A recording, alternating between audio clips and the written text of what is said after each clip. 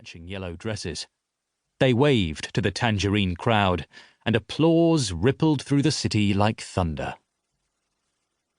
My own journey to Dam Square had begun some 3 years previously, more than 5,000 miles away, in the Caribbean.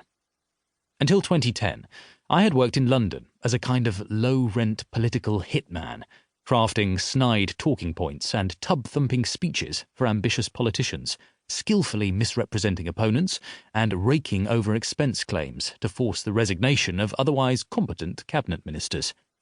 It was the kind of job that guaranteed invitations to cocktail parties and impressed girls in bars, and I didn't like it at all. When a national election and coalition agreement put my jubilant former colleagues in power, I found myself faced with a choice.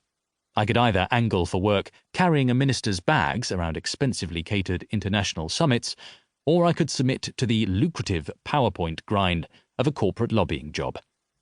After mulling over my options for an afternoon, I did what any sensible person would. I booked a one-way flight to Cuba. By September that year, I was on a battered 40-foot sailing boat off the coast of Belize, in possession of little more than an oaky tan and the kind of beard that guaranteed a strip search at airports. The vessel's dreadlocked crew were more interested in listening to reggae than in actually sailing anywhere, and time had collapsed into a blissfully monotonous cycle of drinking rum punch, swimming with turtles, and broiling gently in the sun. The House of Commons seemed a long way away.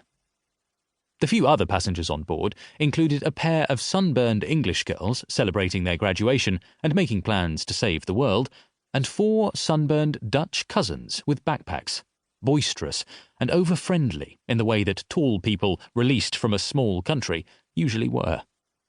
Bored of the rum and the turtles, I struck up a conversation with the only girl in the Dutch group, a skinny blonde with salty hair, a starfish-patterned bikini, and eyes the colour of the sea.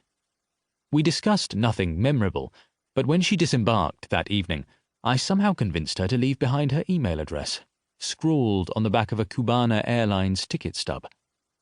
Several months passed in a haze of beer, beaches, and bus rides, and I had all but forgotten about the girl on the boat, until a series of agitated messages from my bank indicated it was time to find a new job. Unfortunately, the plane carrying me back to Heathrow met with a sudden snowstorm and was diverted to Amsterdam. With all flights cancelled, an unkind security guard kicked me out of Schiphol Airport, and I trudged through thick snow to a series of hotels, each overcrowded with other stranded passengers. Shivering in a t-shirt and cotton trousers better suited to Caribbean climes, I was seriously contemplating sleeping in a subway station, when I remembered that I did, in fact, know someone who lived in the Netherlands. Kneeling by a frozen canal, I dug a sun-bleached ticket stub from the bottom of my backpack and sent a message to the skinny girl, asking if she'd like to meet for dinner. She invited me round to her place in Rotterdam that evening, and I never left. Introduction. Almost Dutch. Rotterdam is not a beautiful city.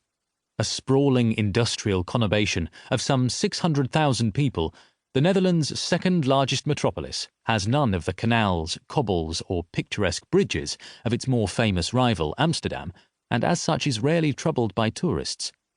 However, much to my surprise, it soon began to feel like home.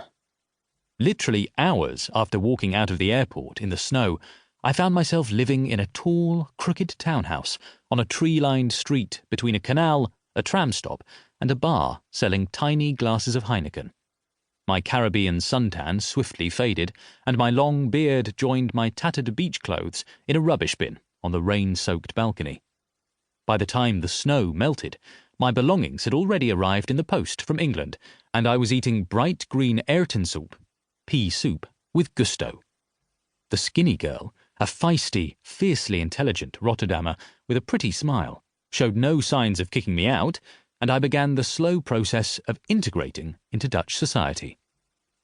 One of the first things to figure out was what to call my new home.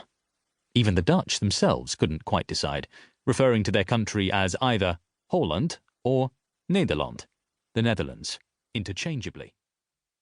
To keep listening to this audiobook, I've left you a link in the description so you can do it, at no cost thanks to Audible's 30-day free trial.